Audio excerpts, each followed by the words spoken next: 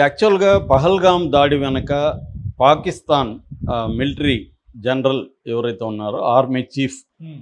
ఆయన పేరు అసీం మునీర్. అసీం మునీర్ ఏందంటే అతను బాగా ఇస్లామిస్ట్ అంటారు వాళ్ళని. ఇస్లాం అంటే ఖురాను అవన్నీ చదువుకొని ఇస్లాం మతాన్ని నమ్మి ఇస్లాం మతమే అల్టిమేట్ అని మిగతా ఏ చట్టాలని ఏ మతాల్ని గౌరవించకుండా ఉండేవాడిని ఇస్లామిస్టులు అంటారు. అట్లాంటి ఇస్లామిస్టు ఆయన. సో వాళ్ళ నాన్న కూడా ఇస్లామిస్టు.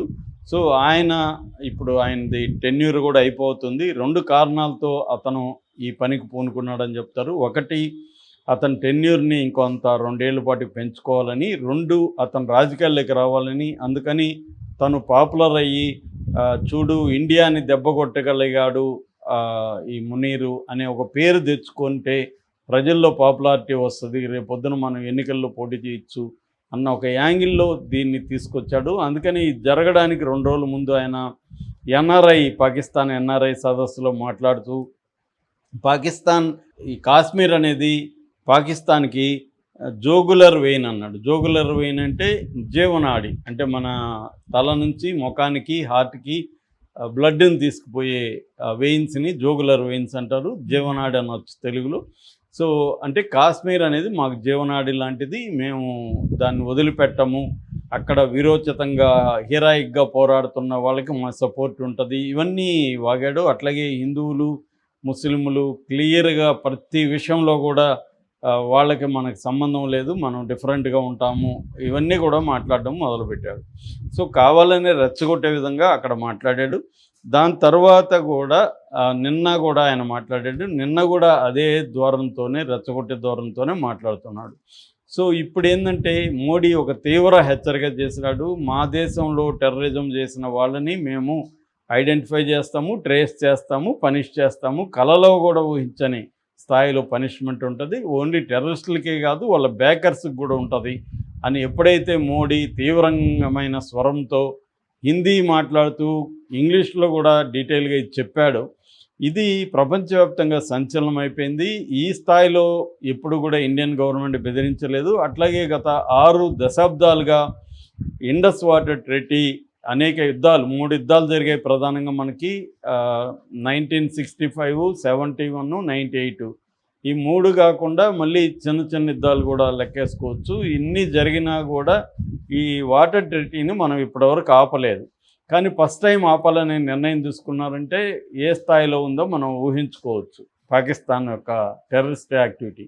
సో దీనికంతా కారణం అసీం మునీరే అని నిన్న ఎక్స్ మేజర్ అదిల్ రాజా అనే ఒక ఎక్స్ మేజర్ నిన్న అనౌన్స్ చేశాడు. ఈ మునీర్కి వ్యతిరేకంగా పాకిస్తాన్ ఆర్మీలోనే చాలామంది పై స్థాయి నాయకులు కూడా వ్యతిరేకిస్తున్నారు. ఇతను అనవసరంగా భారత్ని కెలికి మనకి ఇప్పుడు యుద్ధం తీసుకొస్తున్నాడు. ఆల్రెడీ ఎకనామీ దారుణంగా ఉంది, మనకి జీడిపి చాలా లోలో ఉంది, ఫారిన్ ఎక్స్చేంజ్ నిల్వలు చాలా తక్కువ ఉన్నాయి, ప్రజల జీవన ప్రమాణాలు అత్యంత దారుణంగా ఉన్నాయి. మరోపక్క ఇంటర్నల్గా బలూచ్ లిబరేషన్ ఆర్మీ కానీ, తర్వాత తెహ్రీ-ఈ-తాలిబాన్ పాకిస్తాన్ అనే ఒక టీటీపీ సంస్థ కానీ, ఇదేంటంటే ఖైబర్ పఖ్తూన్ఖ్వా అనే ఏరియాలో ఎక్కువగా పనిచేస్తుంటుంది. సో ఇలాగా ఆల్రెడీ ఇంటర్నల్గా ఈ 4 నెలల్లో 300 మంది సైనికులు చనిపోయారు. లాస్ట్ ఇయర్ కూడా 885 మంది సైనికులు చనిపోయారు. ఇటువంటి ఒక దారుణమైన కండిషన్స్ ఉంటే ఇప్పుడు ఇతనికి ఇండియాతో గోక్కోవడం అవసరమా? సో దీనివల్ల మనకు అనవసరంగా యుద్ధం తెస్తున్నాడు. ఇప్పుడు ఇండియా వచ్చి మనల్ని ఏమన్నా చేస్తే మన యుద్ధం పోతే మన దేశభక్తి, మన భూభాగాన్ని మనం రక్షించుకోవాలనొచ్చు. నువ్వు పోయి వాళ్ళని కెలికి వాళ్ళ భూభాగంలో అమాయకులైన ప్రజల్ని చంపి నువ్వు యుద్ధం తీసుకొస్తే మేమెందుకు పోరాడాలి, మేమెందుకు మా ప్రాణాలను అర్పించాలి? నువ్వేమో రేపు ఎస్కేప్ అవుతావు. ఆల్రెడీ మునీర్ ఫ్యామిలీని అంతా కూడా లండన్, న్యూజెర్సీకి పంపించేశాడు. చాలామంది టాప్ లెవెల్ మిలిటరీ అధికారులంతా కూడా వాళ్ళ ఫ్యామిలీస్ని ఆల్రెడీ పంపించేశారు. ఏదన్నా అయితే వాళ్ళు సేఫ్గా ఉంటారు. వీళ్ళు కూడా అత్యవసర పరిస్థితుల్లో మిలిటరీ ప్రత్యేక ఎయిర్క్రాఫ్ట్లో వీళ్ళు వెళ్ళిపోతారు. మామూలు వాళ్ళు దొరుకుంటారు. మిలిటరీలో కూడా మిగతా వాళ్ళు ఇలాగ పారిపోలేరు కదా. సో వాళ్ళు ప్రాణాలు కోల్పోవడం, వాళ్ళ ఫ్యామిలీలు రిస్క్లో పడడం, ఇవన్నీ అవసరమా? అసలు ఇండియా మన జోలికి రాలేదు, అంత హాయిగా ఉన్న పరిస్థితులు ఈ పహల్గామ్ అటాక్ని ప్లాన్ చేసింది ఇతనే అనేది చెప్తున్నారు. ఈవెన్ ఈ ఆదిల్ రాజా కూడా క్లియర్గా చెప్తున్నాడు, ఈ అటాక్ని మునీరే ప్లాన్ చేశాడు, మునీరే అటాక్ చేశాడు అనేది అతను కూడా చెప్తున్నాడు. సో అందువల్ల పాకిస్తాన్ ఆర్మీలోనే చీలిక వచ్చేసింది. మునీర్ మాట వినే పరిస్థితి లేదు. నిజంగా యుద్ధం చేయడానికి వాళ్ళు రెడీగా లేరు. ఆల్రెడీ వాళ్ళు ఇంటర్నల్గా ఈ బలూచ్ లిబరేషన్ ఆర్మీతో కానీ, లేకపోతే ఆఫ్ఘనిస్తాన్ లిబరేషన్ ఫ్రంట్తో కానీ, లేకపోతే టీటీపీ ఇందాక చెప్పిన తెహ్రీ ఈ తాలిబాన్ పాకిస్తాన్ అనే ఒక టీటీపీతో కానీ వీళ్ళు అలసిపోయి ఉన్నారు. సో యుద్ధాలు చేస్తున్నారు. రెండోది వాళ్ళకి మిలిటరీకి కూడా మంచి బడ్జెట్ లేదు. వాళ్ళ బడ్జెట్ ఎంత, డిఫెన్స్ బడ్జెట్ $10 బిలియన్ కూడా లేదు వాళ్ళది. మంది $80 బిలియన్ ఉంది. అంటే 8 రెట్లు మంది ఎక్కువ ఉంది. సో ఈ స్థాయిలో ఉన్నప్పుడు వాళ్ళు ఎందుకు పోరాడాలి అంటే ఒక మొరైల్ అంటారు, మిలిటరీ మొరైల్ అనేది ఇంపార్టెంట్. మన మిలిటరీకి ఏమో అగ్రెసివ్గా ఉన్నారు, ఎక్స్ మిలిటరీ వాళ్ళు కూడా మేము కూడా చేరుతామంటున్నారు. మన మొత్తం సైన్యంలో, మన మొత్తం ప్రజల్లో 140 కోట్ల మందిలో 50 కోట్ల మంది యూత్ ఉన్నారు. 50 కోట్ల మంది రెడీగా మిలిటరీకి వెళ్ళి రేపు అత్యవసరంగా అందరూ మిలిటరీలో చేరాలి 50 ఏళ్ళ లోపల వాళ్ళు అంటే 50 కోట్ల మంది మనకి రెడీ అయిపోతారు. సో ఆ స్థాయిలో ఉంది మన కండిషను. అక్కడ అది లేదు. అక్కడ ఏంటంటే ప్రతిపక్షాల ఇది లేదు. ప్రతిపక్షాలంతా మూసేశారు, జైళ్ళల్లో పెట్టారు. ఇమ్రాన్ ఖాన్ ఎప్పటి నుంచో జైల్లో మగ్గుతున్నాడు. ప్రతిపక్షాలకు వాయిస్ లేదు, పౌర సంఘాలకు వాయిస్ లేదు. సో ప్రజలు కూడా తిరుగుబాటు చేస్తున్నారు. ప్రజల్లో కూడా మిలిటరీ వాళ్ళు, ప్రజలు అనేక మంది పోస్టులు చూస్తే ఎక్స్లో విపరీతంగా పోస్టులు పెడుతున్నారు, వారొద్దు వారొద్దు అని. మేము ఆల్రెడీ అడుక్కు తింటున్నాంరా, మనకి ఇప్పుడు యుద్ధం అవసరమా? మనం ఇళ్లలో చెప్తారు కదా, మనకి పొడ్డు లేదురా, నువ్వు పక్కింటి వాడితో పోయి నువ్వు గొడవలు నీకు అవసరమారా అని చెప్తుంటారు. అలాగే పాకిస్తాన్లో కూడా వాళ్ళకి కనీస సౌకర్యాలు లేదు, గుడ్డ లేదు, 3 పూట్ల తిండి లేదు. ఇప్పుడు కొత్తగా టీ తగ్గించండి నిన్ననే పాకిస్తాన్ ప్రభుత్వం ఆర్డర్ ఇచ్చింది. ఎందుకంటే మన ఎగుమతులన్నీ తగ్గిపోయినాయి, వాళ్ళకి క్యాన్సిల్ అయిపోయినాయి. కాబట్టి తేయాకు అంతా కూడా దిగుమతి చేసుకోవాలి. అందుకని టీలు తక్కువ తాగండి అని పిలిపించారు. అది వాళ్ళ కండిషన్.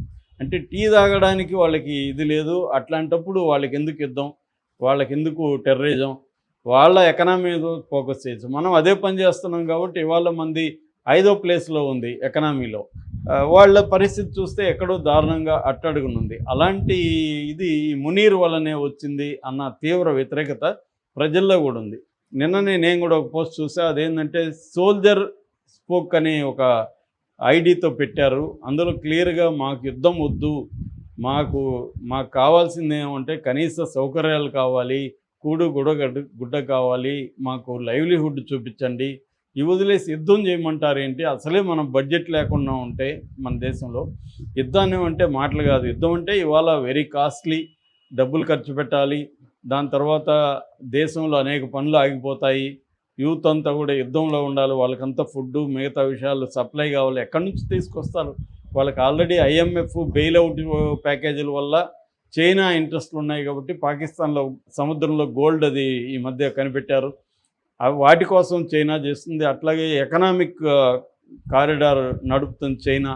సో దీనివల్ల చైనా అక్కడున్న పోర్టులు నిర్మించడం, ఇవన్నీ చైనా అవసరాల కోసం పాకిస్తాన్ వాడుకుంటుంది. కాబట్టి పాకిస్తాన్ బతికుండడం అవసరం చైనాకి. కాబట్టి చైనా $30 సహాయాన్ని అందించింది. చైనా లేకపోతే మలమల మాడి చనిపోయే పరిస్థితి పాకిస్తాన్లో ఉంది.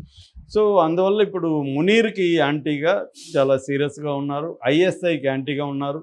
ఇటు సివిల్ అడ్మినిస్ట్రేషన్ కావచ్చు, ఇటు ప్రజలు కావచ్చు, పౌర సంఘాలు కావచ్చు, మీడియా కావచ్చు, సైనికుల్లోనే అనేక మంది సైన్య ఇంపార్టెంట్ మేజర్లు, లెఫ్టినెంట్లు వీళ్ళు కూడా మునీర్కి యాంటీగా ఉన్నారనేది చెప్తున్నారు. అందువల్ల పాకిస్తాన్ మాజీ హై కమిషనర్ అబ్దుల్ బాసీ ఒక అనౌన్స్మెంట్ చేశాడు. అదేంటంటే 48 గంటల్లో భారత్ పాకిస్తాన్ మీద అటాక్ చేయబోతుంది అని చెప్పాడు. ఎందుకంటే మోడీ ఆల్రెడీ అనౌన్స్ చేశాడు, we identify, we trace and punish the every terrorist, తర్వాత దేర్ బ్యాకర్స్ అన్నాడు. వాళ్ళు ప్రపంచంలో ఏ మూల దాక్కున్నా వదిలిపెట్టము, వాళ్ళ భూభాగాల్ని మట్టిలో కలిపేస్తాము, వాళ్ళు ఊహించని స్థాయిలో పనిష్మెంట్ ఉంటుంది అనేది మోడీ చెప్పాడు. దానికి తగినట్టే మన మిలిటరీ కూడా మేము రెడీగా ఉన్నామని అనౌన్స్ చేసింది. మన ఉపాధ్యాయ ద్వివేది కూడా మిలిటరీ ఆయన జనరల్ దీనికి వెళ్ళాడు, మన కాశ్మీర్ వెళ్ళాడు. సో ఆల్రెడీ ఆ, ఆక్రమణ అంటే ఎయిర్ క్షిపణులకు సంబంధించి ఆక్రమణ అనే ఒక దీన్ని టెస్ట్ చేసి చూశారు. అట్లాగే విక్రాంత్, ఐఎన్ఎస్ విక్రాంత్ షిప్లో దీన్ని చేశారు అరేబియా సముద్రంలో. సో ఆల్రెడీ లీవులన్నీ క్యాన్సిల్ అయిపోయినాయి.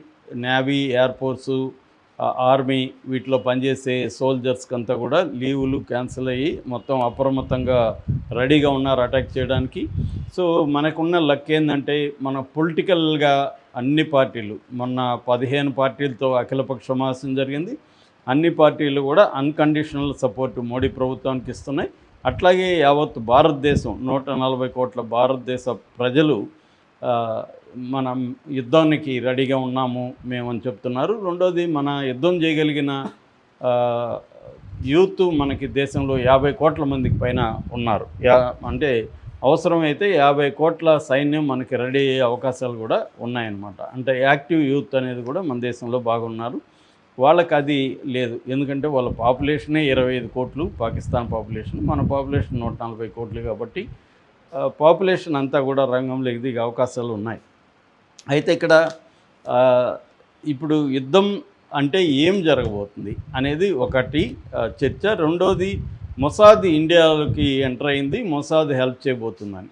ఇక్కడ మోడీ చెప్పిన దాని ప్రకారం ఏంటంటే 2 విషయాలు ఉన్నాయి మోడీ చెప్పిన దాంట్లో. ఒకటి టెర్రరిస్టులు, 2 వాళ్ళ బ్యాకర్స్. సో ముందుగా టెర్రరిస్టులని ఎలా ఏరయ్యాలనేది ఫస్ట్ కర్తవ్యం. బ్యాకర్స్ అంటే పాకిస్తాన్ ప్రభుత్వం కావచ్చు, మిలిటరీ కావచ్చు, వాళ్ళే బ్యాకర్స్. ఎందుకంటే ఇండియాలో టెర్రరిజాన్ని పెంచి పోషించి వాళ్ళకి ట్రైనింగ్ క్యాంప్స్ నడిపి వాళ్ళని తయారు చేసి వాళ్ళకి వెపన్స్ అవన్నీ ఇచ్చి వాళ్ళకి ఇంటెలిజెన్స్ నెట్వర్క్ ప్రొవైడ్ చేసి అన్నీ చేసేది ఎవరు? పాకిస్తానే. కాబట్టి పాకిస్తాను లేకపోతే మిలిటరీ కావచ్చు, ఐఎస్ఐ కావచ్చు, ఇంటర్ సర్వీసెస్ ఇంటెలిజెన్స్ అంటారు ఐఎస్ఐ. సో వీళ్ళే చేస్తున్నారు కాబట్టి వాళ్ళ మీద కూడా చర్య తీసుకుంటామంటే పాకిస్తాన్ మీద కూడా చేస్తామనేది మోడీ ప్రకటనలో ఉద్దేశం. ఆ మేరకి diplomatic and economic sanctions, trade రద్దు చేసుకోవడం, తర్వాత ఇండస్ వాటర్ ట్రీటీ దాన్ని అబేయన్స్ అంటారు. అబేయన్స్ అంటే ఆపేశారు, తాత్కాలికంగా ఆపేయడం. సో ఇవన్నీ చేస్తున్నారు. సో దీంట్లో ఒక పక్క ఇవన్నీ చేస్తూనే మిలిటరీ పరంగా యుద్ధం అనేది స్టార్ట్ చేయాలి. దీనికి సంబంధించి కాల్పుల విరమణ ఎల్ఓసి దగ్గర, కాశ్మీర్లో ఎల్ఓసి అని ఉంటుంది, అంటే పాక్ ఆక్రమిత కాశ్మీర్ ఉంటుంది, దానికి మన భూభాగానికి మధ్య ఒక ఎల్ఓసి లైన్ ఆఫ్ కంట్రోల్ ఉంటుంది. అక్కడ 2021 నుంచి యుద్ధ విరమణ ఉంది, దాన్ని విరమించుకుంటున్నా ఉన్నారు. సో అక్కడ కూడా కాల్పులు జరుగుతున్నాయి. ఆల్రెడీ మన రాడార్ సిస్టమ్స్ కూడా అప్రమత్తంగా గస్తీగాస్తున్నాయి. సో ఈ నేపథ్యంలో యుద్ధ వాతావరణం అయితే కమ్ముకుంటుంది అనేది అందరూ కూడా అంటున్నారు. సో యుద్ధం ఎలా ఉంటుంది, దీంట్లో మొసాద్ పాత్ర ఏంటంటే, ఫస్ట్ భాగం ఏదైతే ఉందో టెర్రరిస్టులని ఐడెంటిఫై చేయడం, ట్రేస్ చేయడం, చంపడం. పనిష్ చేయడం అంటే చంపడమే, ఇంకా వేరేది ఏమి లేదు ఇక్కడ. వాళ్ళని తీసుకొచ్చి జైళ్ళలో పెట్టడం అట్లేమి ఉండదు, చంపేయడమే.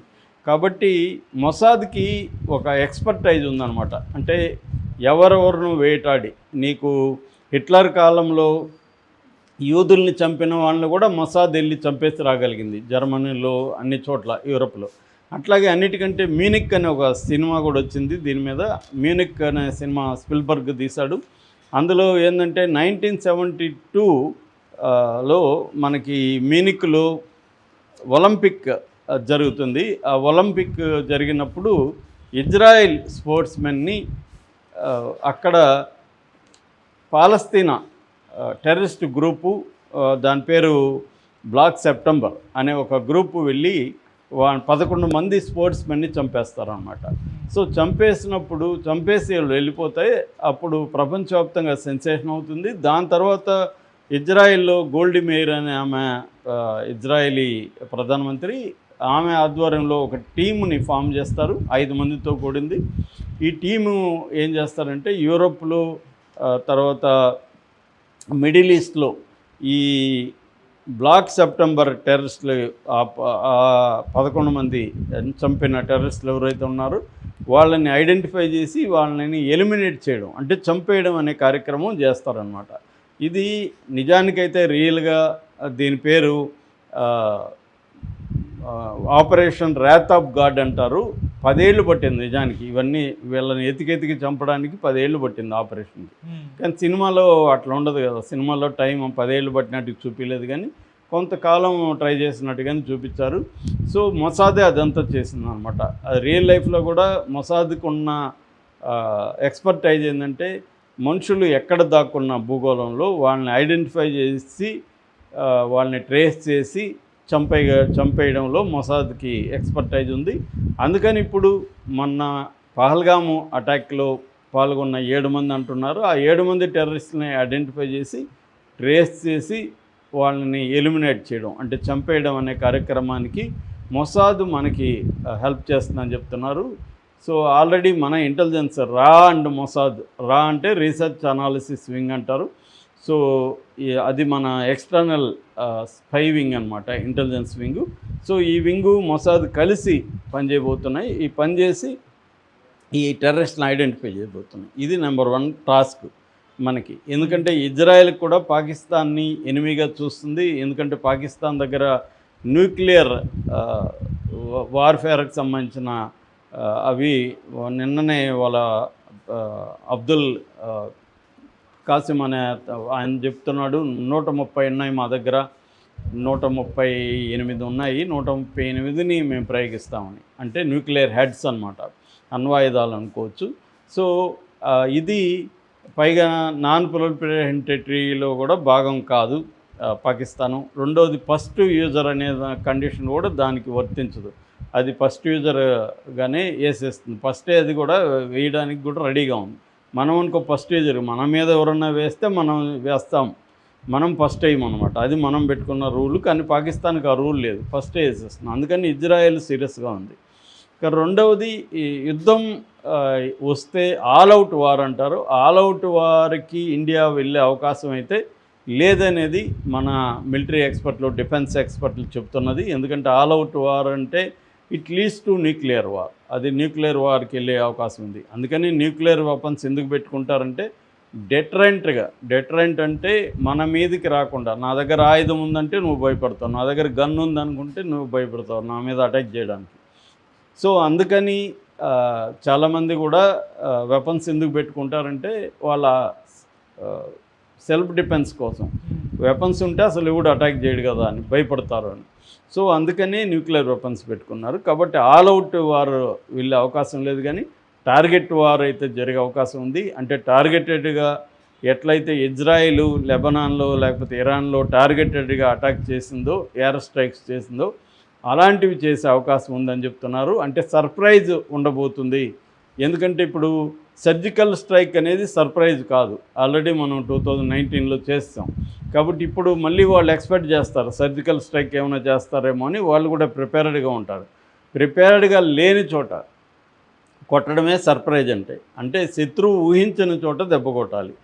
దానికి ఇప్పటి వరకు మనం యూజ్ చేయని వెపన్స్ని యూజ్ చేయబోతున్నాము అని చెప్తున్నారు.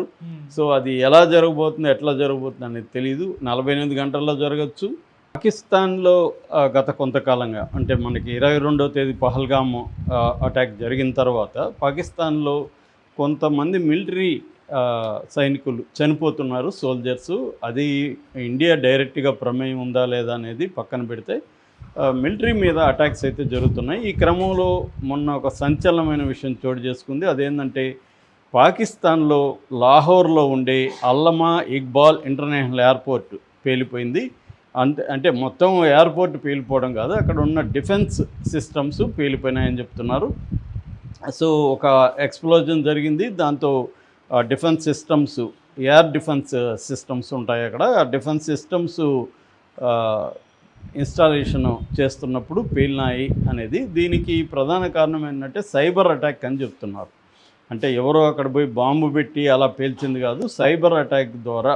అంటే సైబర్ అటాక్ అంటే DDoS అంటారు. DDoS అంటే డిస్ట్రిబ్యూటెడ్ డెనియల్ ఆఫ్ సర్వీస్ అని. డిస్ట్రిబ్యూటెడ్ డెనియల్ ఆఫ్ సర్వీసు నేను ఆల్రెడీ నిన్న డీటెయిల్గా చెప్పాను సైబర్ అటాక్స్లో.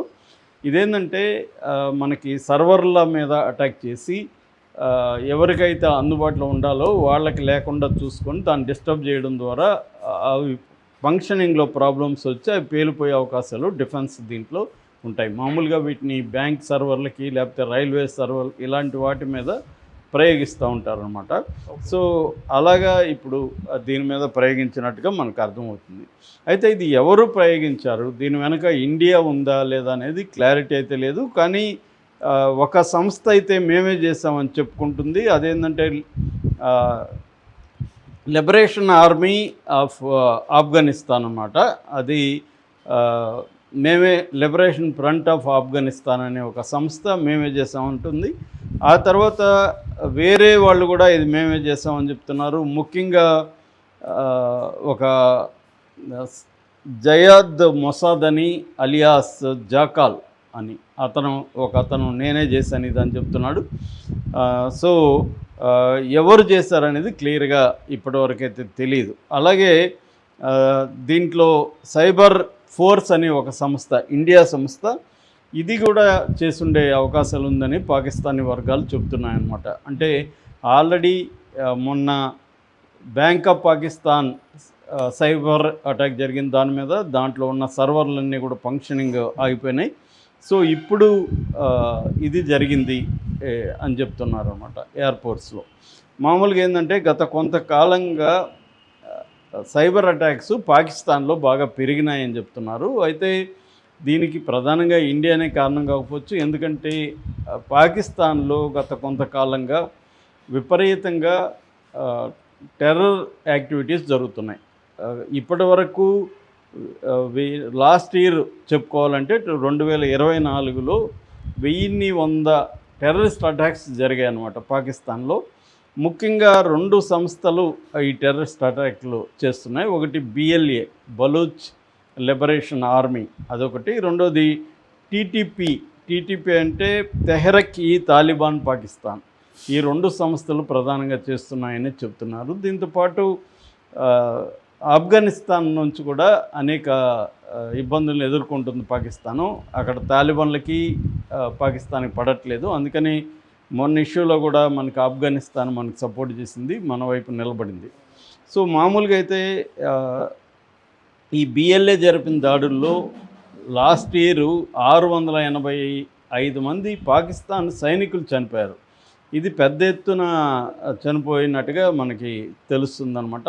ఈ ఇయర్లో ఈ 4 నెలల్లో 300 మంది చనిపోయారు. This is the deadliest year అని పాకిస్తాన్ అనౌన్స్ చేసింది. మనకు చూస్తే ఫిబ్రవరి 1న కలాత్ రోడ్ బ్లాక్ అటాక్ అంటారు, ఆ రోడ్ బ్లాక్ అటాక్ చేశారు. అందులో 78 మంది సైనికులు చనిపోయారు. మార్చి 11న జఫర్ ఎక్స్ప్రెస్, దాని మీద మనం వీడియో కూడా చేసాము. ఆ జఫర్ ఎక్స్ప్రెస్ని Balochistan liberation army, Baloch liberation army ఏదైతే ఉందో అది సెక్యులర్ ఫోర్స్, మతానికి అతీతమైన ఫోర్స్. అది సపరేట్ బెలూచిస్తాన్ దేశం కావాలని వాళ్ళు ఫైట్ చేస్తున్నారు. బెలూచిస్తాన్ మూమెంట్కి ఇండియా సపోర్ట్ చేస్తుంది. ఇండియా వ్యూహాత్మకమైన లేకపోతే మిలిటరీ పరమైన సపోర్టు ఇస్తుంది అనేది పాకిస్తాన్ ఎప్పటి నుంచి ఆరోపిస్తుంది. ఏదేమైనా వాళ్ళ అటాక్స్లో జాఫర్ ఎక్స్ప్రెస్ని హైజాక్ చేసి దాదాపు 30 గంటలు వాళ్ళ అధీనంలో పెట్టుకున్నారు. పాకిస్తాన్ ఆర్మీ వెళ్ళి ఫైట్ చేసింది. మొత్తంగా 215 మంది ఆ హైజాక్ సమయంలో చనిపోయారు. అందులో పాకిస్తాన్ సైనికులు 30 మంది, సివిలియన్స్ ఒక 20 మంది చనిపోయారని పాకిస్తాన్ అనౌన్స్ చేసింది. లేదు 200 మంది వరకు చంపేస్తాం మేమని BLA చెబుతుంది అనమాట. అట్లాగే మొన్న ఏప్రిల్ 15న మూమెంట్ దాడి అంటారు, ఆ దాడిలో 10 మంది చనిపోయారు పాకిస్తాన్ సైనికులు. సో మొన్న ఈ పహల్గాము దాని తర్వాత కూడా ఒక అటాక్ జరిగింది, అందులో కూడా కొంతమంది చనిపోయారు. సో ఓవరాల్గా ఈ 4 నెలల్లో 300 మంది సైనికులు చనిపోయారు. సో సైబర్ అటాక్స్ అనేది ఆల్రెడీ ఇండియా స్టార్ట్ చేసినట్టు మనకు అర్థమవుతుంది. ఇజ్రాయెల్ మొసాద్ కూడా ఇండియాకి సపోర్ట్గా వచ్చిందని చెప్తున్నారు. నిన్నటి నుంచి మొసాద్ కూడా రంగంలో దిగింది. సో మొసాద్ అంటే మనకు తెలుసు, మొసాద్ ఇజ్రాయెల్కి టెక్నాలజీలో ముఖ్యంగా సైబర్ వార్ఫేర్లో ఇజ్రాయెల్కి చాలా ఎఫిషియన్సీ ఉంది. దాన్ని మనం చూసాము ఆల్రెడీ. లెబనాన్లో పేజర్ని పేల్చేశారు, తర్వాత వాకీటాకీలు పేల్చేశారు, అంతకుముందు సెల్ ఫోన్లు పనిచేయకుండా చేశారు. సో 6 అంతస్తుల కింద ఉన్న టార్గెట్ను కూడా గురి చూసి కొట్టగలిగారు. సో వాళ్ళకేంటంటే సైబర్ అటాక్స్ చేయగలగ సామర్థ్యం బ్రహ్మాండంగా ఉంది. దాని నుంచి మనకి ఇప్పుడు సపోర్టు దొరుకుతుంది. సో ఇజ్రాయెల్ కూడా పాకిస్తాను, ఇరాన్, ఎందుకంటే ఇజ్రాయెల్కి ఇరాన్ ఎనిమి కాబట్టి ఇరాను పాకిస్తాను కొంత ఇదిగా ఉన్నాయి కాబట్టి సో పాకిస్తాన్కి వ్యతిరేకంగా ఇండియాకి సపోర్ట్ చేయాలనేది ఇజ్రాయెల్ కూడా నిర్ణయం తీసుకున్నట్టుగా మనకు తెలుస్తుంది. ఒక పక్కేమో అక్కడ మంత్రులేమో చాలా దారుణంగా మాట్లాడుతున్నారు. నిన్న కూడా ఒక మంత్రి హనీఫ్ అబ్బాసీ అనే మంత్రి మాకు 130 అణ్వాయుధాలు ఉన్నాయి, న్యూక్లియర్ హెడ్స్ ఉన్నాయి, అవన్నీ కూడా మేము ఇండియా మీద వేసేస్తాము, మీరు కానీ వాటర్ ట్రీటీని కానీ ఏమాత్రం మాకు ఇబ్బంది పెట్టినా సో మేము 130 అణ్వాయుధాలు వేస్తాము, గోరా, షాహీన్, గజ్ని ఈ ఆయుధాలు, ఈ క్షిపణులు మా దగ్గర ఉన్నాయి, ఇవి భారత్ కోసమే మేము తయారు చేసి పెట్టుకుని ఉన్నాము అని ఒక వార్నింగ్ సీరియస్గా ఇచ్చాడు. అట్లాగే రక్షణ శాఖ మంత్రి ఖవాజ్ ఆసిఫ్ కూడా ఓపెన్గానే ఒక ఇంగ్లీష్ ఛానల్కి స్కై న్యూస్కి ఇచ్చిన ఇంటర్వ్యూలో మేము టెర్రరిస్ట్ యాక్టివిటీల్ని గత 3 దశాబ్దాలుగా చేస్తున్నాము, ఇది అమెరికా కోసం, బ్రిటన్ కోసం, యూరోపియన్ కంట్రీస్ కోసం చేశాము, మా దేశంలో టెర్రరిజం అనేది ఉంది, అయితే ఇట్ ఈజ్ ఎ మిస్టేక్, దానివల్ల మేము ఇబ్బందులు పడుతున్నాం అనేది మాట్లాడాడు. అట్లాగే షాబాజ్ షరీఫ్ ప్రధానమంత్రి కూడా నిన్న మాట్లాడాడు. ఆయన ఏమంటున్నాడంటే మేము పహల్గామ్ అటాక్ చేయలేదు, మేము చేయించలేదు, దాని మీద ఇంటర్నేషనల్గా ఎవరైనా విచారణకి ఆదేశిస్తే మేము కోఆపరేట్ చేస్తామనేది కూడా అతను చెప్తున్నాడు. అంటే ఒక పక్క మేము యుద్ధానికి రెడీ అని కవిస్తున్నట్టుగా మాట్లాడుతున్నారు, ఇంకో పక్కేమో మనం పోస్టులు కానీ మీడియాలో కానీ చూస్తే పాకిస్తాన్ పౌరులు కావచ్చు, ఇంక్లూడింగ్ ఆర్మీలో కొంతమంది కూడా యుద్ధం వద్దు, అనవసరంగా మనం ఇండియాని, ఇప్పుడు ఇండియా మనల్ని ఏం చేయలేదు కదా, మనం ఎందుకు పోయి వాళ్ళ భూభాగంలో మనుషులను చంపాలి, సో యుద్ధం వద్దు, ఆల్రెడీ మేము ఆకలితో చస్తున్నాం ఇక్కడ, సో ఎకనామిక్ కండిషన్ చాలా దారుణంగా ఉండి ఇప్పుడు యుద్ధం వస్తే ఒక 50 ఏళ్ళు వెనక్కి వెళ్ళాల్సి వస్తుంది అన్న ఒక భయాందోళన అయితే కనిపిస్తున్నాయి. కానీ ఈ మినిస్టర్లు మాత్రం విపరీతంగా నోరేసుకొని మాట్లాడుతూ ఉండడం కనిపిస్తుంది. ఈ నేపథ్యంలో ఇండియా సైలెంట్గా అటాక్స్ మొదలుపెట్టిందా అనే డౌట్ చాలామందికి వస్తుంది. ఒక పక్క ఓపెన్గా చేసింది, కోవర్ట్ ఆపరేషన్లు మొదలుపెట్టింది, ఎందుకంటే మన రాయ్ ఏజెన్సీకి సంబంధించిన అసెట్స్ అక్కడ ఉన్నారు. ఇండియా పాకిస్తాన్ మధ్య యుద్ధ వాతావరణం, యుద్ధ మేఘాలు అయితే కమ్ముకుంటున్నాయి. ఆల్రెడీ ఇరువైపులా బలాల్ని మోహరిస్తూ ఉన్నారు, సైన్యంలో లీవులు క్యాన్సిల్ చేశారు, 2 వైపులా రాడార్లని దించుతున్నారు, ఇతరులని అబ్జర్వ్ చేస్తున్నారు. సో ఈ నేపథ్యంలో ఇప్పుడు దేశవ్యాప్తంగా ఒక చర్చ జరుగుతుంది ఏమంటే ఇండియా డిఫెన్స్ స్ట్రెంగ్త్ ఏంటి, వీక్నెస్లు ఏంటి, పాకిస్తాన్ డిఫెన్స్ యొక్క స్ట్రెంగ్త్ ఏంటి, వీక్నెస్లు ఏంటి, మన బలాబలాలు ఎలా ఉన్నాయి. మనం ఏమనుకుంటాం, సినిమాల్లోనో లేకపోతే ఏదో మాట్లాడుతుంటారు, మనమందరూ కలిసి వాళ్ళ మీద చిచ్చుపోస్తే మునిగిపోతుంది పాకిస్తాన్, ఇలా ఇవి చెప్పడానికి బాగానే ఉంటాయి, కానీ గ్రౌండ్ లెవెల్లో ప్రాక్టికల్గా అలా ఉండదు. యుద్ధం అనేది అట్లా జనసంఖ్య ఎక్కువ ఉంటే ఇది ఉండదు. అట్లా అనుకుంటే ఇజ్రాయెల్ 1 కోటి మంది కూడా లేరు జనసంఖ్య, ఇరాన్ 20 కోట్లు ఉన్నారు, కానీ ఇజ్రాయెలే ఇరాన్ కంటే పైచేయి సాధించే పరిస్థితి కనిపిస్తుంది.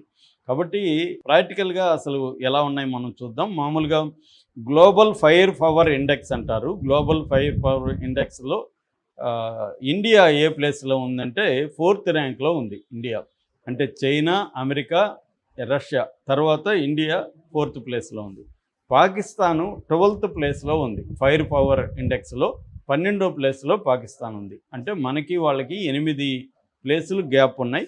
స్కోర్ తీసుకుంటే 0.1184 ఉంది ఇండియా, పాకిస్తాన్ 0.2517 ఉంది. అంటే ఎంత తక్కువ ఉంటే అంత పవర్ ఉన్నట్లు లెక్క అనమాట ఈ స్కోర్ అనేది. కాబట్టి మనకి ఎక్కువ స్కోర్ ఉన్నట్లు లెక్క. ఇక మెయిన్ సోల్జర్స్, సైన్యం తీసుకుంటే, ఆర్మీ అంటాం కదా, ఆర్మీ తీసుకుంటే ఇండియా పాపులేషన్ ఎంత, 140 కోట్లు ఇండియా పాపులేషన్, పాకిస్తాన్ పాపులేషన్ 25 కోట్లు.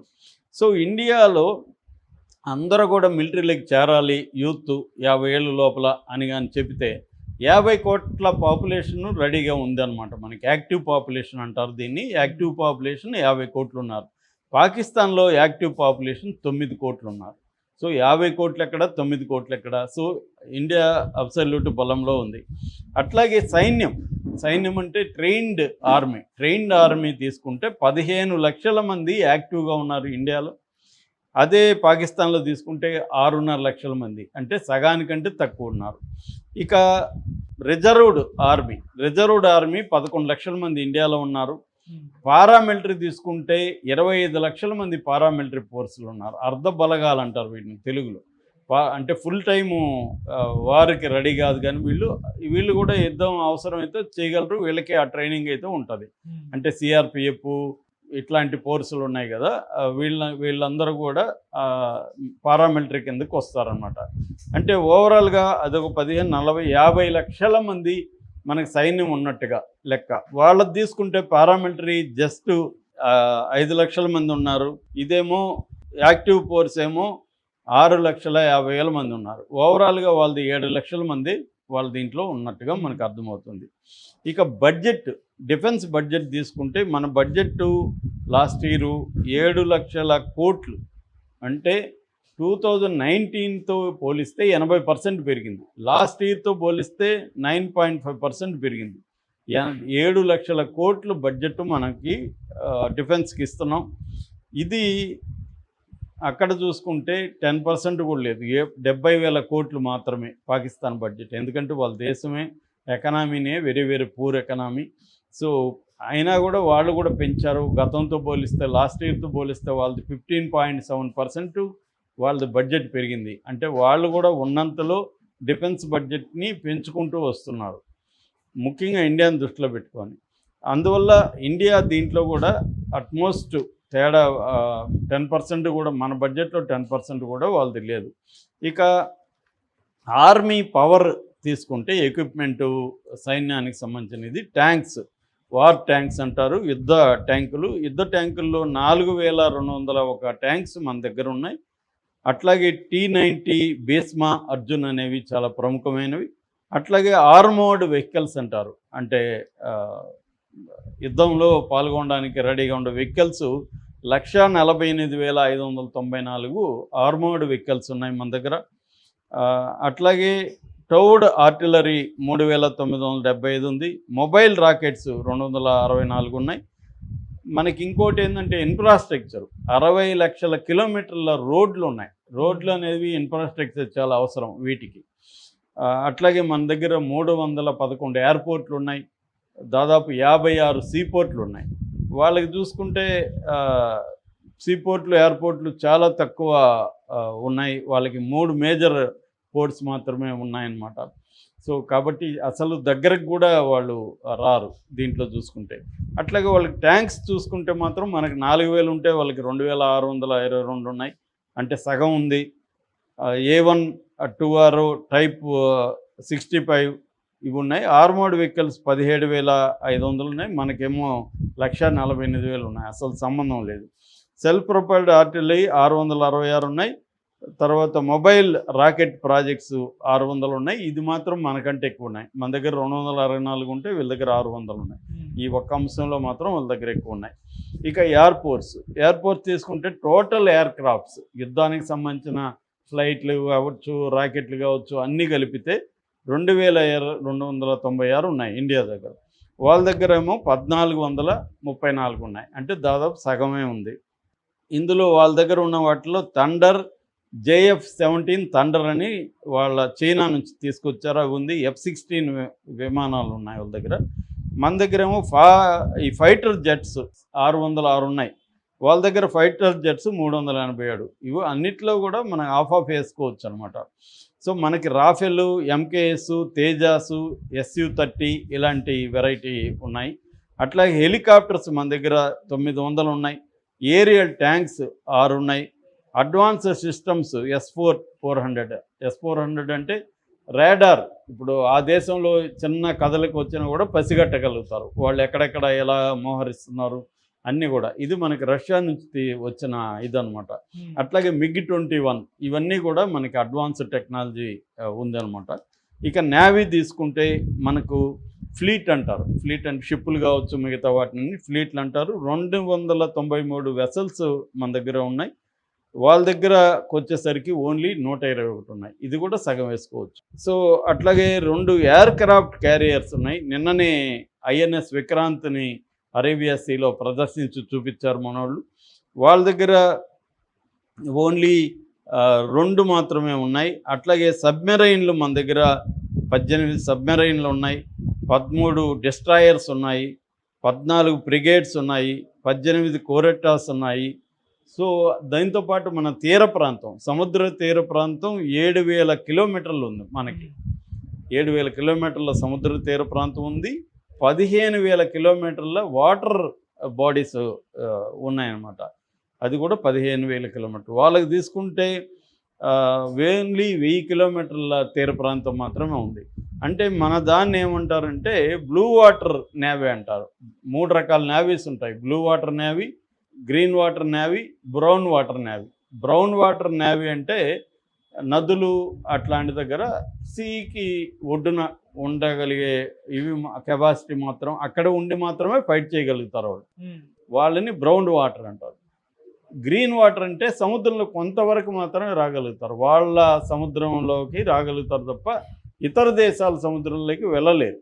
సో పాకిస్తాన్ది గ్రీన్ వాటర్ నేవీ, మనది బ్లూ వాటర్ నేవీ. అంటే మనం వేరే దేశం సముద్రంలోకి కూడా మనం వెళ్ళి ఫైట్ చేయగలుగుతాం. సో అందువల్ల ఇటు ఆర్మీ కానీ, ఎయిర్ ఫోర్స్లో కానీ, నేవీలో కానీ అన్నిట్లో దాదాపు పాకిస్తాన్ కంటే రెట్టింపు, 3 రెట్లు 4 రెట్లు ఈ కైండ్ ఆఫ్ బలంలో మనం ఉన్నాం. మనం అన్నిట్లో కూడా వరల్డ్లోనే 4th ప్లేస్లో ఉన్నాం military power. First place China, second place America, third place Russia. దాంతో పోలిస్తే మనం 4th ప్లేస్లో ఉన్నాం. జనాభా రీతి అయితే ఇంకా చెప్పాల్సిన అవసరం లేదు. వాళ్ళది 25 కోట్లు అయితే మంది 140 కోట్లు. కాబట్టి అన్ని రకాలుగా కూడా ఇండియా బలంగా ఉంది. అయితే ఇక్కడ కన్వెన్షనల్ వార్ఫేర్ ఇదంతా కూడా మనం డిస్కషన్, కానీ న్యూక్లియర్ వార్ఫేర్ ఉంది. న్యూక్లియర్ వార్ఫేర్కి వచ్చేసరికి పాకిస్తాన్ కూడా ఆల్మోస్ట్ ఈక్వల్గా ఉంది. కొన్ని విషయాల్లో అడ్వాన్స్డ్గా కూడా ఉంది. మన దగ్గర 172 న్యూక్లియర్ హెడ్స్ ఉంటే పాకిస్తాన్ దగ్గర 170 ఉన్నాయి. నిన్న ఒక మినిస్టర్ ఏమో 338 ఉన్నాయి మా దగ్గర అని నిన్న ఆయన అనౌన్స్ చేశాడు. మరి అది ఎంత నిజమో తెలియదు.